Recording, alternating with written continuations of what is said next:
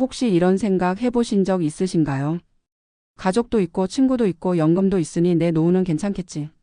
그런데 막상 은퇴하고 나니 그 모든 게 내 삶을 지탱해 주지 못한다는 걸 깨닫게 되는 순간이 있습니다. 오늘은 그 이야기를 해보려 합니다. 한 남성의 고백을 통해 은퇴 이후 우리가 진짜로 준비해야 할 것이 무엇인지 함께 들여다보겠습니다. 이분은 올해 30에 넘게 자영업을 하셨습니다. 남부럽지 않은 삶이었죠.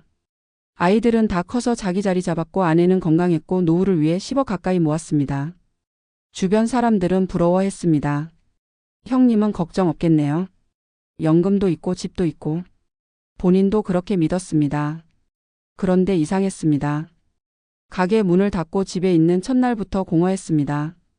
처음엔 달콤했죠. 늦잠을 자고 커피 한 잔 마시며 뉴스를 보고 아내와 점심을 먹는 시간. 그런데 그게 사흘을 넘기지 못했습니다. 하루가 너무 길었습니다. 친구들에게 전화를 걸어도 바빴습니다. 아직 일하는 친구들은 형 다음에 봐요 하고 끊었고 일찍 은퇴한 친구들은 각자 자기 리듬에 맞춰 살고 있었습니다. 만나도 대화가 이어지지 않았습니다. 예전엔 사업 이야기, 거래처 이야기, 돈 이야기로 밤새울 수 있었는데 지금은 공통된 주제가 없었습니다. 그가 꺼낸 말은 나도 이제 할 일이 없으니 허전하다였지만 돌아온 대답은 나도 그래요. 근데 뭐 어쩌겠어요. 그 한마디가 유일한 위로였습니다. 가족은 어땠을까요? 아내는 처음엔 함께 시간을 보내는 걸 반겼습니다. 하지만 시간이 지나면서 달라졌습니다. 아침마다 같이 밥을 먹고 같은 공간에 있는데 대화가 줄어들었습니다. 아내는 일상 루틴이 무너졌다고 했습니다. 당신이 집에 있으니까 내가 숨을 못 쉬겠어. 그 말이 충격이었습니다. 평생 가족을 위해 일했는데 이제 와서 내가 가족의 짐이 된 걸까? 그는 점점 말수가 줄었고 식탁에서도 눈을 마주치지 않았습니다. 연금은 꼬박꼬박 들어왔습니다. 생활비는 충분했습니다. 그런데 이상하게도 돈이 마음에 안정을 주지 못했습니다. 오히려 통장 잔고를 보는 일이 불안했습니다. 이 돈이 언제까지 버텨줄까? 내가 아프면 이 돈으로 다 감당할 수 있을까? 그는 자신이 돈의 주인이 아니라 돈의 감시자가 된 느낌이 들었다고 했습니다. 그는 어느 날 노트를 펴고 이렇게 적었습니다. 내가 가진 건 많지만 쓸 곳이 없다. 사람도 시간도 돈도 모두 나에게서 멀어지고 있다. 그날 이후 그는 매일 아침 공원에 나갔습니다. 처음엔 운동이라도 하자는 마음이었지만 점점 그 시간은 시간을 보내기 위한 의식이 되었습니다. 벤치에 앉아 지나가는 사람들을 바라보며 그는 생각했습니다. 나는 왜 이렇게 쓸모없는 존재가 된 걸까? 그를 상담했던 심리 전문가는 이렇게 말했습니다. 은퇴 후 가장 먼저 무너지는 건 재정이 아니라 존재감입니다. 사회에서의 역할이 사라질 때 사람은 자신이 사라졌다고 느끼죠. 가족도 친구도 연금도 그 공백을 대신 메워주지 못합니다. 그 말은 곧 우리의 현실이기도 합니다. 일을 할 땐 나라는 이름에 직함이 붙어 있었습니다. 하지만 은퇴와 함께 그 이름표가 떨어져 나가면 자신이 누구인지부터 혼란스러워집니다. 그는 몇 달간 이런 상태로 지냈습니다. 그러다 우연히 동네 복지관에서 은퇴자 글쓰기 모임을 알게 됐습니다. 처음엔 망설였죠. 이 나이에 글을 써서 뭐하나. 하지만 막상 가보니 자신과 같은 사람들이 있었습니다. 한때는 회사원이었고 교사였고 군인이었고 자영업자였던 사람들. 다들 각자의 방식으로 나는 여전히 살아있다는 증거를 찾고 있었습니다. 그는 매주 한 번씩 글을 쓰며 자신을 되찾았습니다. 나는 오늘 공원에 나갔다. 햇빛이 좋았다. 누군가 내 옆에 앉았다. 그 사람은 내 이야기를 들어줬다. 그 짧은 글 한 줄이 그에게 하루를 버틸 힘이 됐습니다. 그는 말합니다. 가족도 친구도 연금도 중요합니다. 하지만 그건 내가 나로 서 있을 때 의미가 있습니다. 내가 무너진 순간 그 모든 건 그림자처럼 사라집니다. 이 이야기는 단순한 한 사람의 고백이 아닙니다. 지금 이 순간에도 수많은 은퇴자들이 비슷한 감정을 겪고 있습니다. 경제적 준비를 마쳤다고 끝이 아닙니다. 정작 필요한 건 정신적 체력입니다. 하루를 스스로 채우는 루틴, 누군가와 마음을 나누는 대화, 그리고 내 안의 의미를 다시 세우는 일. 그것이 은퇴 후 진짜 자산입니다. 전문가들은 조언합니다. 첫째, 하루에 단 하나라도 자신이 주도하는 일을 만들어라. 그것이 산책이든 독서든 봉사든 사소한 루틴 하나가 마음의 균형을 지켜줍니다. 둘째, 사람을 향한 시선을 유지하라. 관계는 노력하지 않으면 금세 사라집니다. 먼저 안부를 묻고 작은 대화를 이어가는 용기가 필요합니다. 셋째, 자신의 감정을 기록하라. 글, 일기, 녹음 어떤 방식이든 좋습니다. 감정을 언어로 꺼내는 행위는 생각보다 큰 회복력을 줍니다. 우리가 평생 쌓아온 재산은 통장에만 있지 않습니다. 그 안에는 경험, 관계, 배움 그리고 삶의 흔적이 있습니다. 그걸 꺼내어 다시 자신을 세울 때 비로소 은퇴 이후의 인생이 시작됩니다. 그 남성은 이제 매일 아침 9시에 집을 나섭니다. 공원 대신 복지관으로 벤치 대신 작은 글상자 앞에 앉습니다. 그리고 말합니다. 이제야 알겠어요. 은퇴는 끝이 아니라 나를 다시 배우는 시작이었어요. 그의 말처럼 은퇴는 우리에게서 모든 걸 빼앗는 시간이 아니라 우리가 진짜로 무엇을 붙잡고 살아야 하는지를 알려주는 시기일지도 모릅니다. 오늘의 이야기가 혹시 당신 마음 한구석에도 닿았다면 이렇게 물어보고 싶습니다. 지금 당신은 무엇으로 하루를 채우고 있나요? 은퇴를 앞두고 사람들은 흔히 이렇게 말한다. 가족이 있으니 괜찮을 거라고, 친구들과의 인연이 있으니 외롭지 않을 거라고, 연금이 있으니 생활은 버틸만 할 거라고. 그러나 막상 은퇴의 문턱을 넘는 순간 그 믿음이 얼마나 허약한 토대 위에 있었는지를 깨닫게 된다. 함께 밥을 먹고 웃던 가족이 있지만, 대화가 사라지고 평생 연락하던 친구들이 있지만, 각자의 삶으로 멀어지고 통장에 찍히는 연금은 있지만 불안은 줄지 않는다. 그래서 어떤 이들은 이렇게 말한다. 은퇴는 돈이 아니라 마음의 문제였다고. 70세 남성의 고백은 그 현실을 그대로 보여준다. 그는 재정적으로 부족하지 않았다. 연금과 저축, 집 한 채까지 모두 갖췄다.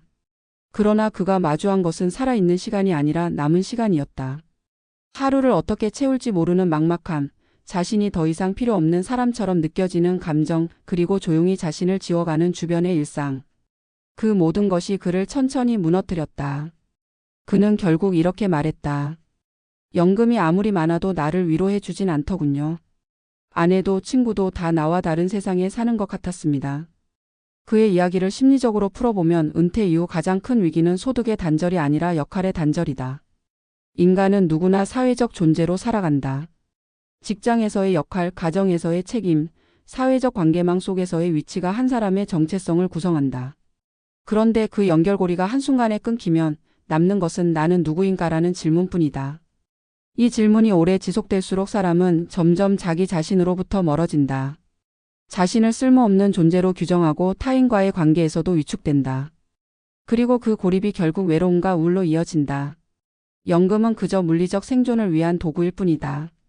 그것은 밥상을 차릴 수는 있지만 식탁의 대화를 되살리지 못한다. 가족은 가장 가까운 존재지만 그 또한 관계의 균형이 무너지면 쉽게 낯설어진다.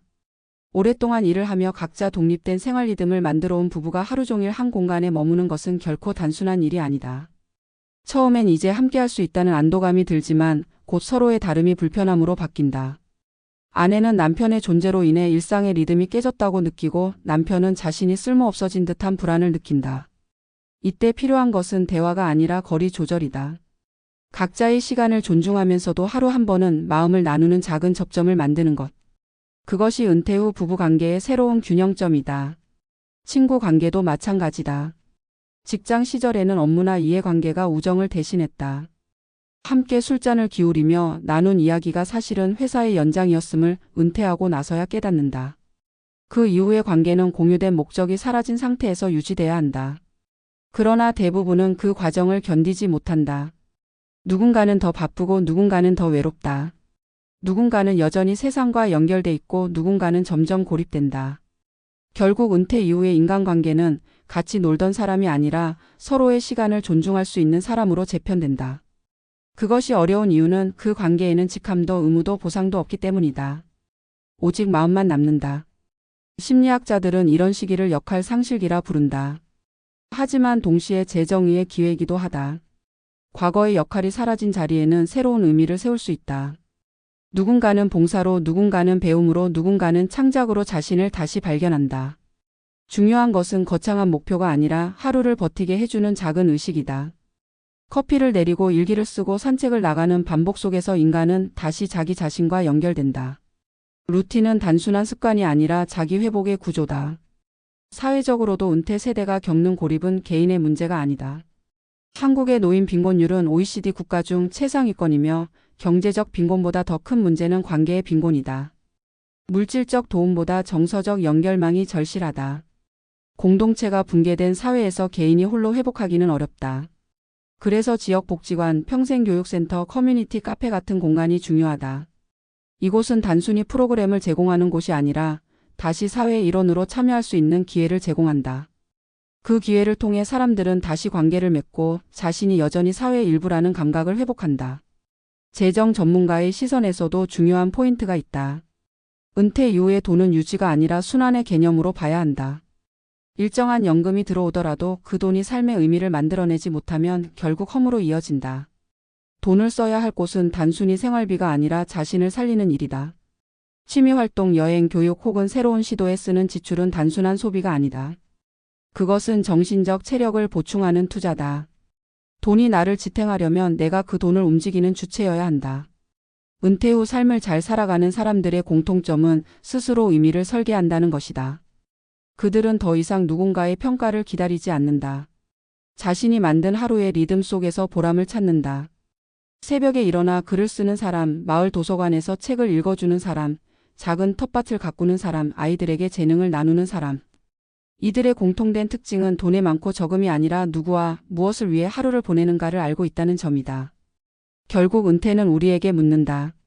당신은 일 없이도 자신을 사랑할 수 있는가? 이 질문에 대답할 수 있을 때 우리는 비로소 진짜 자유를 얻는다. 자유란 아무것도 하지 않는 것이 아니라 내가 하고 싶은 것을 선택할 수 있는 상태이기 때문이다. 그 선택이 반복될수록 사람은 다시 살아있는 느낌을 되찾는다. 이제는 은퇴 준비라는 말을 다시 정의해야 한다. 그것은 돈을 모으는 과정이 아니라 자신을 잃지 않는 연습이다. 관계를 유지하고 감정을 표현하고 시간을 의미 있게 채우는 기술을 배우는 것이다. 인생 이막의 안정은 재정이 아니라 마음의 근육에서 비롯된다. 그 70세 남성은 이제 말한다. 나는 여전히 불안합니다. 하지만 예전처럼 외롭진 않습니다. 매일 나를 만나는 법을 배우고 있으니까요. 그의 변화는 크지 않았다. 단지 매일 글을 쓰고 복지관에 나가고 누군가와 인사를 나누는 일뿐이었다. 그러나 그 작은 행동들이 그의 하루를 다시 살아있게 만들었다. 결국 인생 후반부에 우리를 지켜주는 것은 가족도 친구도 연금도 아닌 나 자신과의 관계다. 그 관계가 회복될 때 외로움은 줄고 평온이 찾아온다. 그리고 그 평온 속에서 비로소 알게 된다. 은퇴란 세상으로부터 멀어지는 일이 아니라 자기 자신에게 돌아오는 시간이라는 것을.